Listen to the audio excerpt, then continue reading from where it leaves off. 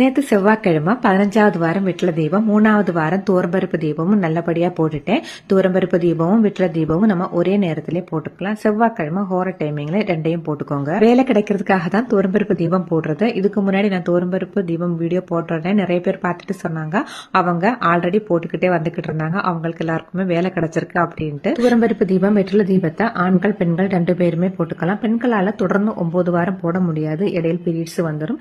அந்த வீக் மட்டும் நீங்க ஸ்கிப் பண்ணிட்டு நெக்ஸ்ட் வீக் அப்படியே கண்டினியூ பண்ணிக்கோங்க.